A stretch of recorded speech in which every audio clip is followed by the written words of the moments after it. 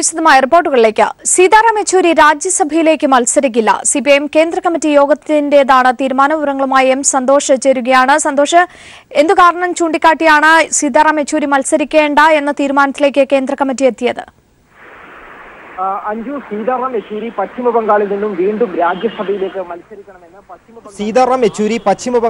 വീണ്ടും രാജ്യസഭയിലേക്ക് മത്സരിക്കണമെന്ന് പശ്ചിമബംഗാൾ ഘടകം ആവശ്യം ഉന്നയിച്ച സാഹചര്യത്തിലാണ് ഈ വിഷയം കേന്ദ്ര കമ്മിറ്റി ചർച്ച ചെയ്തത്. കേന്ദ്ര കമ്മിറ്റിയിൽ നടന്ന ചർച്ചയിൽ ഭൂരിപക്ഷവും യെച്ചൂരി രാജ്യസഭയിലേക്ക് മത്സരിക്കേണ്ടതില്ല എന്നുള്ള അഭിപ്രായത്തിലാണ് എത്തിച്ചേർന്നത്.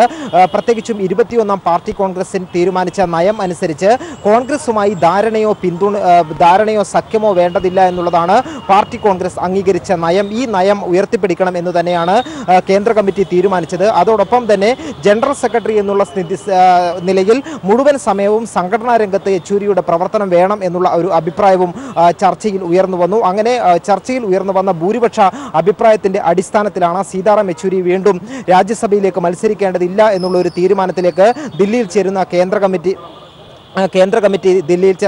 കമ്മിറ്റി യോഗം അങ്ങനെ ഒരു തീരുമാനത്തിൽ എത്തിയത്. നേരത്തെ തന്നെ ഇന്നലെ കേന്ദ്ര കമ്മിറ്റി ആരംഭിക്കുന്നതിന് മുമ്പായി ചേർന്ന പോളിറ്റ് ബ്യൂറോ യോഗത്തിൽ മത്സരിക്കാൻ ഇല്ല എന്നുള്ള കാര്യം യെച്ചൂരി തന്നെ വ്യക്തമാക്കുകയും ചെയ്തിരുന്നു. ഏതായാലും ഈ വിഷയം ചർച്ച ചെയ്തത് പശ്ചിമ ബംഗാൾ ഘടകം ആ ഒരു ആവശ്യത്തിൽ ഉറച്ചു നിന്ന സാഹചര്യത്തിലാണ് ഈ വിഷയം കേന്ദ്ര കമ്മിറ്റി ചർച്ചയ്ക്കെടുക്കുകയും യെച്ചൂരി മത്സരിക്കേണ്ടതില്ല എന്നുള്ള തീരുമാനത്തിലേക്ക് എത്തിച്ചേരുകയും ചെയ്തത്.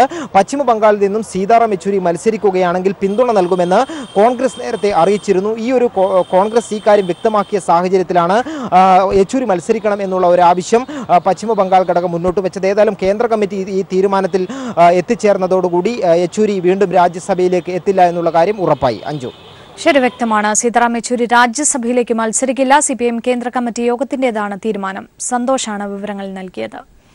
മറ്റൊരു വാർത്തയിലേക്ക്. നടി ആക്രമിക്കപ്പെട്ട കേസിൽ നടി കാവ്യ മാധവനെയും അമ്മയെയും ചോദ്യം ചെയ്തു. ദിലീപിന്റെ വീട്ടിലെത്തിയായിരുന്നു അന്വേഷണ സംഘം ചോദ്യം ചെയ്തത്. 6 മണിക്കൂർ നീണ്ട ചോദ്യം ചെയ്യലിൽ നിർണായക വിവരങ്ങൾ ലഭിച്ചതായാണ് സൂചന. കാവ്യ മാധവന്റെ ഉടമസ്ഥതയിലുള്ള ലക്ഷ്യ എന്ന ഓൺലൈൻ വ്യാപാര സ്ഥാപനത്തിൽ പൾസർ സുനി എത്തിയിരുന്നുവെന്ന് സ്ഥിരീകരിച്ച സാഹചര്യത്തിലാണ് കാവ്യയെയും അമ്മ ശ്യാമളയെയും അന്വേഷണ സംഘം ചോദ്യം ചെയ്തത്. ദിലീപിന്റെ വീട്ടിലെത്തിയായിരുന്നു ചോദ്യം ചെയ്യൽ. 6 മണിക്കൂറോളം നീണ്ട ചോദ്യം ചെയ്യലിൽ നിർണായകമായ വിവരങ്ങൾ അന്വേഷണ സംഘത്തിന് ലഭിച്ചു. നടിയെ അപമാനിക്കുന്ന ദൃശ്യങ്ങളടങ്ങിയ മെമ്മറി കാർഡ് ഓൺലൈൻ വ്യാപാര സ്ഥാപനമായ ലക്ഷ്യയിൽ ഏൽപ്പിച്ചുവെന്ന് പൾസർ സുനി ജയിലിൽ നിന്ന് അയച്ച കത്തിൽ പരാമർശിച്ചിരുന്നു.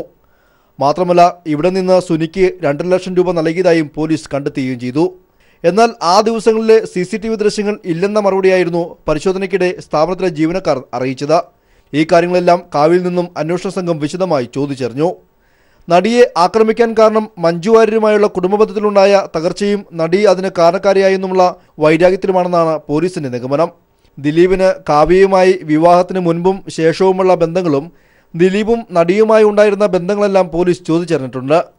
കൂടാതെ ഭൂമി ഇടപാട് സംബന്ധിച്ച കാര്യങ്ങളിലും വിശദമായ മൊഴിയെടുത്തു. നടിയെ അപമാനിക്കുന്ന ദൃശ്യങ്ങളടങ്ങിയ മെമ്മറി കാർഡ് കണ്ടെത്താനുള്ള ശ്രമത്തിലാണ് അന്വേഷണ സംഘം. ഈ സാഹചര്യത്തിലാണ് കാവ്യയെയും അമ്മയെയും പോലീസ് ചോദ്യം ചെയ്തത്. News bureau, Kochi. കൊച്ചിയിൽ നടിയെ ആക്രമിച്ച കേസിലെ കോടതി നടപടികൾ പരസ്യമായി നടത്തരുതെന്ന് പ്രോസിക്യൂഷൻ. 1-ാം പ്രതി പൾസർ സുനിയുടെ ജാമ്യാപേക്ഷയിൽ വാദം നടക്കവെയാണ് പ്രോസിക്യൂഷൻ ആവശ്യമുന്നയിച്ചത്. ആക്രമിക്കപ്പെട്ട നടിക്ക് ദില്ലി നിർഭയയേക്കാൾ മോശപ്പെട്ട അനുഭവം ഉണ്ടാകുമായിരുന്നുവെന്ന് സ്പെഷ്യൽ പ്രോസിക്യൂട്ടർ എ സുരേഷൻ അഭിപ്രായപ്പെട്ടു. കേസിൽ നടൻ ദിലീപിന്റെ റിമാൻഡ് അടുത്ത മാസം 8 വരെ നീട്ടി. കേസിലെ 1-ാം പ്രതിയായ പൾസർ സുനിയുടെ ജാമ്യാപേക്ഷയെ എതിർത്തുള്ള വാദത്തിനിടെയാണ് സ്പെഷ്യൽ പബ്ലിക് പ്രോസിക്യൂട്ടർ രഹസ്യവിചാരണ ആവശ്യപ്പെട്ടത്. ജാമ്യാപേക്ഷ Angamaly judicial first class magistrate കോടതിയാണ് പരിഗണിച്ചത്. ഇരയുടെ സ്വകാര്യത ഉറപ്പുവരുത്തുന്നതിനായാണ് തുടർന്നുള്ള കോടതി നടപടികൾ രഹസ്യമായി വേണമെന്ന് പ്രോസിക്യൂഷൻ അഭ്യർത്ഥിച്ചത്. ഇൻ ക്യാമറ പ്രൊസീഡിംഗ്സ് അതിന്റെ ആവശ്യം, എല്ലാ കാര്യങ്ങളും ഇൻ ക്യാമറ പ്രൊസീഡിംഗ്സ് ആയാൽ മാത്രമേ ഈ കേസിന് നന്നായി പ്രോസിക്യൂഷൻ പ്രസന്റ് ചെയ്യാൻ പറ്റുള്ളൂ. പല പരിമിതികളും വരും.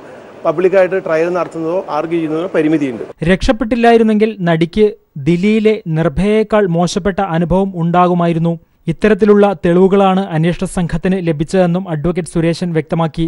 നടി മജിസ്ട്രേറ്റിന് മുമ്പാകെ നൽകിയ മൊഴിയുടെ പകർപ്പ് പ്രതിഭാഗത്തിന് നൽകരുതെന്നും പ്രോസിക്യൂഷൻ ആവശ്യപ്പെട്ടു. ജാമ്യാപേക്ഷയിൽ നാളെയും വാദം തുടരും. കേസിലെ 11-ാം പ്രതിയായ നടൻ ദിലീപിന്റെ റിമാൻഡ് കാലാവധി 14 ദിവസത്തേക്ക് കൂടി നീട്ടി. അടുത്ത മാസം 8 വരെയാണ് റിമാൻഡ് നീട്ടിയത്. സുരക്ഷാ പ്രശ്നങ്ങൾ ചൂണ്ടിക്കാട്ടി വീഡിയോ കോൺഫറൻസ് വഴിയാണ് ദിലീപിനെ കോടതിയിൽ ഹാജരാക്കിയത്. വീഡിയോ കോൺഫറൻസിംഗിലൂടെ ഹാജരാക്കാൻ അന്വേഷണ സംഘം കോടതിയിൽ നിന്ന് കഴിഞ്ഞ ദിവസം അനുമതി തേടിയിരുന്നു. News bureau, Kochi. പൾസർ സുനിയെ തെളിവെടുപ്പിനായി ചേർത്തലയിൽ എത്തിച്ചു. താൻ പറയുന്നത് സത്യമാണെന്നും കൂടുതൽ പേർ ഇനിയും കുടുങ്ങാനുണ്ടെന്നും സുനി പറഞ്ഞു.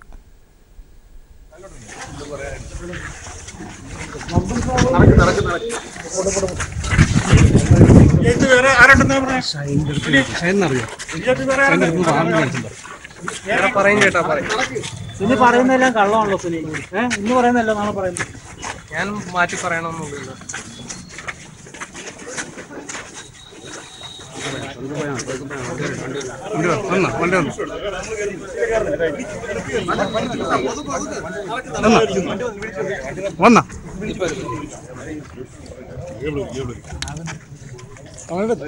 സുനി ഇനി സ്രാവുകളല്ലോ ഉണ്ടോ? സുനി ഇനി സ്രാവ് വഴി വരും.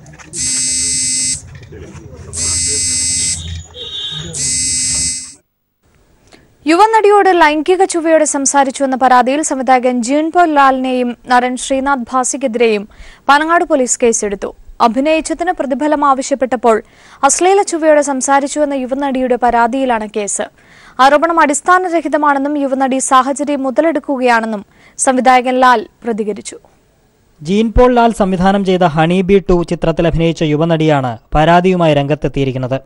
അഭിനയിച്ചതിന് പ്രതിഫലം ചോദിക്കാനെത്തിയപ്പോൾ കൊച്ചി പനങ്ങാട്ടെ സ്വകാര്യ ഹോട്ടലിൽ വെച്ച് ജീൻ പോളും സുഹൃത്തുക്കളായ നടൻ ശ്രീനാഥ് ഭാസി, അനൂപ്, അനിരുദ്ധ് എന്നിവർ അപമര്യാദയായി സംസാരിച്ചുവെന്നും പരാതിയിൽ പറയുന്നു.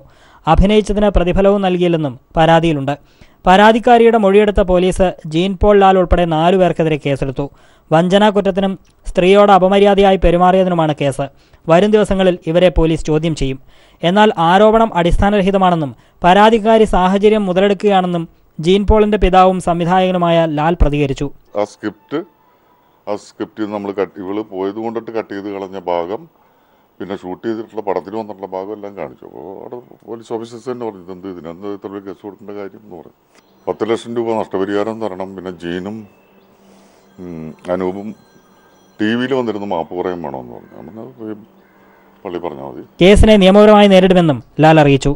News bureau, Kochi. വീട്ടമ്മയെ പീഡിപ്പിച്ച കേസിൽ റിമാൻഡിൽ കഴിയുന്ന കോവളം MLA M. വിൻസെന്റിനെ 1 ദിവസത്തേക്ക് കസ്റ്റഡിയിൽ വിട്ടു നൽകാൻ കോടതി ഉത്തരവിട്ടു. നാളെ വിൻസെന്റിന്റെ ജാമ്യഹർജി പരിഗണിക്കുമെന്നും കോടതി വ്യക്തമാക്കി. വിൻസെന്റിനെ നെടുമങ്ങാട് DYSP ഓഫീസിലെത്തിച്ച് ചോദ്യം ചെയ്തു. ഇന്ന് ഉച്ചയോടെയാണ് കോവളം MLA M. വിൻസെന്റിനെ കോടതിയുടെ നിർദ്ദേശപ്രകാരം നെയ്യാറ്റിൻകര കോടതിയിൽ ഹാജരാക്കിയത്. 5 ദിവസത്തേക്ക് പ്രതിയെ കസ്റ്റഡിയിൽ വേണമെന്നായിരുന്നു പ്രോസിക്യൂഷന്റെ ആവശ്യം. എന്നാൽ ഇത് കോടതി അംഗീകരിച്ചില്ല. തുടർന്ന് നാളെ വൈകിട്ട് 3 മണിക്ക് കോടതിയിൽ ഹാജരാക്കണമെന്ന നിർദ്ദേശത്തോടെ 1 ദിവസത്തേക്ക് MLA-യെ പോലീസ് കസ്റ്റഡിയിൽ വിട്ടു. വൈദ്യപരിശോധനയ്ക്കായി നെയ്യാറ്റിൻകര കോടതിയിൽ ഹാജരാക്കിയപ്പോൾ CPIM ജില്ലാ നേതൃത്വത്തിനെതിരെ കടുത്ത വിമർശനമാണ് വിൻസെന്റ് ഉന്നയിച്ചത്. FIR രജിസ്റ്റർ ചെയ്ത ബാലരാമപുരം പോലീസ് സ്റ്റേഷനിലെ CPM സെക്രട്ടറി എന്തിനു പോയി എന്നും മൊഴി കൊടുക്കുന്നതിന് തലേ ദിവസം ആ വീട്ടമ്മ മൊഴി കൊടുക്കുന്നതിന് തലേ ദിവസം എന്തിനാണ് CPM ജില്ലാ സെക്രട്ടറി അർദ്ധരാത്രി നിംസ് ആശുപത്രിയിൽ പോയതെന്നും അവിടുത്തെ CCTV ദൃശ്യങ്ങളും അദ്ദേഹത്തിന്റെ മൊബൈൽ ഫോൺ ഡീറ്റെയിൽസും ആ മൊബൈൽ ടവറും പരിശോധിച്ച് പോലീസ് തീരുമാനിക്കണം. തെളിവെടുപ്പിനായി വിൻസെന്റിനെ കൊണ്ടുവരുന്നതറിഞ്ഞ് വൻ ജനാവലിയാണ് ബാലരാമപുരത്തെ RC തെരുവിലെത്തിയത്. എന്നാൽ കസ്റ്റഡിയിൽ വാങ്ങിയ വിൻസെന്റിനെ നെടുമങ്ങാട് DYSP ഓഫീസിൽ മുതിർന്ന പോലീസ് ഉദ്യോഗസ്ഥർ ചോദ്യം ചെയ്യുകയാണ്. അതിനിടയിൽ കോടതിയിൽ സമർപ്പിച്ച കസ്റ്റഡി അപേക്ഷയുടെ പകർപ്പ് പീപ്പിളിന് ലഭിച്ചു. പീഡനം നടന്ന ദിവസം MLA ധരിച്ച വസ്ത്രങ്ങൾ കണ്ടെടുക്കേണ്ടതുണ്ടെന്നും മൊബൈൽ ഫോൺ പിടിച്ചെടുക്കണമെന്നും MLA-യുടെ വോയിസ് ടെസ്റ്റ് നടത്തണമെന്നും റിപ്പോർട്ടിൽ പറയുന്നു. MLA സമർപ്പിച്ച ജാമ്യാപേക്ഷ നാളെ കോടതി പരിഗണിക്കും. S. ജീവൻകുമാർ, തിരുവനന്തപുരം. BJP സംസ്ഥാന നേതൃത്വത്തെ പ്രതിക്കൂട്ടിലാക്കിയിരിക്കുന്ന മെഡിക്കൽ കോഴ അഴിമതിയിൽ പാർട്ടി നിലപാട് വ്യക്തമാക്കി BJP സംസ്ഥാന അധ്യക്ഷൻ കുമ്മനം രാജശേഖരൻ. മെഡിക്കൽ കോഴ അഴിമതിയിൽ പാർട്ടിയുടെ പേര് പറഞ്ഞ് തട്ടിപ്പിന് ഒരു BJP പ്രവർത്തകൻ ശ്രമിച്ചു എന്നത് വസ്തുതയാണെന്നും ഇത്തരം സന്ദർഭങ്ങളിൽ ഒരു രാഷ്ട്രീയ പ്രസ്ഥാനത്തിന് സ്വീകരിക്കാൻ കഴിയുന്ന പരമാവധി നടപടി സ്വീകരിച്ചുവെന്നും കുമ്മനം രാജശേഖരൻ പ്രവർത്തകർക്ക് അയച്ച കത്തിൽ പറയുന്നു. ഇനിയും ചില ഇത്തിൽ കണ്ണികൾ പാർട്ടിയിലുണ്ടെന്നും അവയെയും ഇല്ലാതാക്കുമെന്നും കുമ്മനം പ്രവർത്തകർക്ക് കത്തിലൂടെ ഉറപ്പു നൽകുന്നു. മെഡിക്കൽ കോഴ അഴിമതിയുടെ പേരിൽ പാർട്ടിക്കെതിരെ ഗൂഢാലോചന നടക്കുന്നുണ്ടെന്നും കുമ്മനം കത്തിൽ വ്യക്തമാക്കി. BJP സംസ്ഥാന നേതൃത്വത്തെ പ്രതിക്കൂട്ടിലാക്കിയിരിക്കുന്ന മെഡിക്കൽ കോഴ അഴിമതിയിൽ BJP-യിൽ പൊട്ടിത്തെറിയുണ്ടായിട്ടും കോർ കമ്മിറ്റി യോഗത്തിൽ പാർട്ടിക്കെതിരെയും പ്രസിഡന്റിനെതിരെയും രൂക്ഷ വിമർശനമുണ്ടായിട്ടും ഇതുവരേക്കും പ്രതികരിക്കാതിരുന്ന പാർട്ടി അധ്യക്ഷൻ കുമ്മനം രാജശേഖരനാണ് ഇപ്പോൾ ആശുപത്രി കിടക്കയിലിരുന്ന പാർട്ടി പ്രവർത്തകർക്ക് കത്തയച്ചിരിക്കുന്നത്. പാർട്ടി പ്രവർത്തകർക്കിടയിലും പാർട്ടി മണ്ഡലം കമ്മിറ്റികളിലും കോഴ വിഷയം ചർച്ചയാവുകയും നേതാക്കൾക്കെതിരെ വിമർശനവും ആക്ഷേപവും വ്യാപകമാവുകയും ചെയ്തതാണ് കത്തയക്കാൻ കുമ്മനത്തെ പ്രേരിപ്പിച്ചത്. കേന്ദ്രഭരണത്തിന്റെയും BJP എന്ന വടവൃക്ഷത്തിന്റെയും തണലിൽ ചില പാഴ്ചെടികൾ വളർന്നുവരാൻ ശ്രമിച്ചു എന്നത് വസ്തുതയാണ്. അത് ശ്രദ്ധയിൽപ്പെട്ടപ്പോൾ തന്നെ അവയെ പിഴുതെറിയുകയും ചെയ്തു. ഇനിയും ചില ഇത്തിൽക്കണ്ണികൾ പാർട്ടിയിലുണ്ടെന്നും അവയെയും ഇല്ലാതാക്കുമെന്നും കുമ്മനം പ്രവർത്തകർക്ക് കത്തിലൂടെ ഉറപ്പു നൽകുന്നു. ഒരു ഏകാധിപത്യ പാർട്ടി അല്ലാത്തതിനാൽ അതിന് ജനാധിപത്യപരമായ ചില നടപടിക്രമങ്ങൾ പാലിക്കണമെന്നത് മാത്രം. ആ കാലതാമസമാണ് ഇപ്പോൾ ഉണ്ടാകുന്നത്. അതിനാൽ ഇതിൽ നിരാശപ്പെടേണ്ട കാര്യമില്ലെന്നും കത്തിൽ പറയുന്നു. ഒറ്റപ്പെട്ട ഒരു സംഭവത്തിന്റെ ചുവടുപിടിച്ച BJP കേരള ഘടകം മുഴുവൻ അഴിമതിക്കാരും തട്ടിപ്പുകാരുമാണെന്ന് പ്രചരിപ്പിക്കുന്നവരെ നാം കരുതിയിരിക്കണം. ഇപ്പോൾ ഉണ്ടായിരിക്കുന്നത് ഒരു അഴിമതിയല്ല. കേന്ദ്ര സർക്കാരിനോടോ BJPയോടോ ഇതിന് ബന്ധവുമില്ല. മറിച്ച് വ്യക്തി അധിഷ്ഠിതമായ ഒരു സാമ്പത്തിക തട്ടിപ്പ് ശ്രമമായിരുന്നു. അതിലെ പ്രധാന പങ്കാളികൾക്ക് BJPയുമായി ഒരു ബന്ധവുമില്ലെന്നും ഇതിനകം തന്നെ തെളിഞ്ഞു കഴിഞ്ഞു. ഏതെങ്കിലും തരത്തിലുള്ള നടപടി സ്വീകരിക്കേണ്ടത് ഈ നാട്ടിലെ നീതിന്യായ വ്യവസ്ഥിതിയും ഭരണകൂടവുമാണെന്നും കുമ്മനം വ്യക്തമാക്കി. ആരോപണ വിധേയനായ വ്യക്തി മൂലം കേന്ദ്ര സർക്കാരിൽ നിന്ന് ആർക്കെങ്കിലും അവിഹിതമായ നേട്ടമുണ്ടായിട്ടില്ല. പൊതുഖജനാവിന് നഷ്ടവും സംഭവിച്ചിട്ടില്ല. കഴിഞ്ഞ തെരഞ്ഞെടുപ്പ് സമയത്തെ ഫണ്ട് വിനിയോഗത്തെപ്പറ്റിപ്പോലും ആരോപണം ഉയർത്തിവിടുന്നത് ഗൂഢോദ്ദേശത്തോടെയാണ്. വലിയ ഗൂഢാലോചനയുടെ ഫലമായാണ് നമുക്കെതിരെ വ്യാപകമായ പ്രചരണം നടക്കുന്നത്. എങ്ങനെയും BJPയെ തകർക്കണമെന്ന് ചിന്തിക്കുന്നവരുടെ വലയിൽ വീഴാതിരിക്കാൻ ജാഗ്രത പുലർത്തണം. അതോടൊപ്പം വ്യാജ പ്രചരണങ്ങളിൽപ്പെട്ട അവിശ്വാസത്തിന്റെ അന്തരീക്ഷമുണ്ടാക്കാനും ഇടയാക്കരുതെന്നും കുമ്മനം കത്തിൽ അഭ്യർത്ഥിക്കുന്നു. Sunil Arimanoor, news bureau, Thiruvananthapuram. Working journalist ആക്ടിന്റെ പരിധിയിൽ ദൃശ്യമാധ്യമങ്ങളിലെ ജേർണലിസ്റ്റുകളെ കൂടി ഉൾപ്പെടുത്തുന്ന കാര്യം കേന്ദ്ര സർക്കാർ പരിഗണിക്കുമെന്ന് കേന്ദ്ര വാർത്താ പ്രക്ഷേപണ മന്ത്രി സ്മൃതി ഇറാനി മുഖ്യമന്ത്രി പിണറായി വിജയന് ഉറപ്പ് നൽകി. ഡൽഹിയിൽ സ്മൃതി ഇറാനിയെ കണ്ട് ഇത് സംബന്ധിച്ച് നിവേദനം മുഖ്യമന്ത്രി നൽകിയിരുന്നു. വാർത്താവിനിമയത്തിൽ ദൃശ്യമാധ്യമങ്ങളും ഓൺലൈൻ മാധ്യമങ്ങളും മർമ്മപ്രധാനമായ പങ്കാണ് വഹിക്കുന്നത്. ഇത് കണക്കിലെടുത്ത് നിയമത്തിന് ആവശ്യമായ ഭേദഗതി വരുത്തണമെന്ന് മുഖ്യമന്ത്രി അഭ്യർത്ഥിച്ചു. BJP നേതാവ് PK കൃഷ്ണദാസിന് താൻ 2013 1 കോടി രൂപ നൽകിയെന്ന സുധീഷ് മിന്നിയുടെ ആരോപണം അടിസ്ഥാനരഹിതമെന്ന് വിദേശ മലയാളിയും വ്യവസായിയുമായ K മുരളീധരൻ വാർത്താക്കുറിപ്പിൽ വ്യക്തമാക്കി. ഭാരതീയ ജനതാ പാർട്ടിയുടെ പേരിൽ പ്രവർത്തന ഫണ്ടായി 5 ലക്ഷം രൂപ മാത്രമാണ് താൻ നൽകിയിട്ടുള്ളത്. പീപ്പിൾ ടിവിയിൽ ചർച്ചയിൽ പങ്കെടുത്ത സുധീഷ് മിന്നി മുരളീധരനെതിരെ കഴിഞ്ഞ ദിവസം ആരോപണം ഉന്നയിച്ച സാഹചര്യത്തിലാണ് മുരളീധരന്റെ വിശദീകരണം. ഇന്ത്യയുടെ 14ാമത് രാഷ്ട്രപതിയായി രാംനാഥ് കോവിന്ദ് സത്യപ്രതിജ്ഞ ചെയ്തു. പാർലമെന്റിലെ സെൻട്രൽ ഹാളിൽ നടന്ന ചടങ്ങിൽ സുപ്രീംകോടതി ചീഫ് ജസ്റ്റിസ് സത്യവാചകം ചൊല്ലിക്കൊടുത്തു. രാഷ്ട്രപിതാവ് മഹാത്മാഗാന്ധിജിയുടെ സമാധിസ്ഥലമായ രാജ്ഘട്ടിൽ പുഷ്പാർച്ചന നടത്തിയതിനു ശേഷമാണ് രാംനാഥ് കോവിന്ദ് രാഷ്ട്രപതി ഭവനിൽ എത്തിയത്. സ്ഥാനമൊഴിഞ്ഞ രാഷ്ട്രപതി പ്രണബ് മുഖർജിയുമായുള്ള ഹ്രസ്വ ചർച്ചയ്ക്ക് ശേഷം ഇരുവരും പാർലമെന്റ് മന്ദിരത്തിലേക്ക് തിരിച്ചു.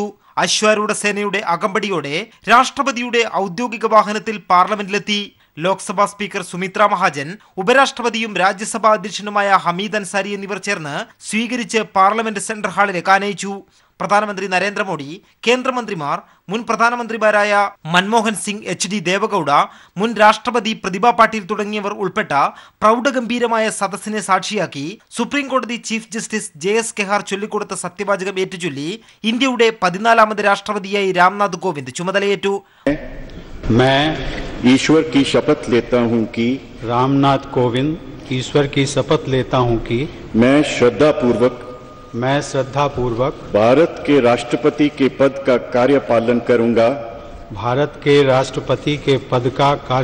करूंगा തുടർന്ന് രാഷ്ട്രപതിയുടെ ഇരിപ്പിടം പ്രണബ് മുഖർജി രാംനാഥ് കോവിന്ദിന് കൈമാറി. ഉത്തരവാദിത്വം വിനയത്തോടെ സ്വീകരിക്കുന്നതായി രാജ്യത്തെ അഭിസംബോധന ചെയ്ത രാംനാഥ് കോവിന്ദ് പറഞ്ഞു. हमारे देश में संविधान की प्रस्तावना में उल्लिखित न्याय, स्वतंत्रता, समानता और बंधुत्व के मूल मंत्र का पालन किया जाता है. സ്ഥാനമൊഴിഞ്ഞ രാഷ്ട്രപതി പ്രണബ് മുഖർജിക്ക് സേനാ വിഭാഗങ്ങൾ ഗാർഡ് ഓഫ് ഓണറോടുകൂടി രാഷ്ട്രപതി ഭവനിൽ നിന്നും യാത്രയപ്പ് നൽകി. പുതിയ താമസ സ്ഥലമായ രാജാജി മാർഗിലെ 10ാം നമ്പർ വസതിയിലേക്ക് യാത്ര തിരിച്ച പ്രണബിനെ രാംനാഥ് കോവിന്ദ് അനുഗമിച്ചു. സംഘപരിവാർ പശ്ചാത്തലമുള്ള ഒരാൾ ഇന്ത്യയുടെ രാഷ്ട്രപതി പദവിയിലെത്തുന്നത് ചരിത്രത്തിൽ ആദ്യം. അതുകൊണ്ട് തന്നെ പ്രണബ് മുഖർജിയിൽ നിന്നും രാംനാഥ് കോവിന്ദിലേക്കുള്ള അധികാര കൈമാറ്റത്തിന് ഏറെ രാഷ്ട്രീയ പ്രാധാന്യമുണ്ട്. രാഷ്ട്രപതി ഭവന് മുന്നിൽ നിന്നും ക്യാമറാമാൻ രാജീവ് കണ്ണാടിക്കൊപ്പം M. സന്തോഷ്.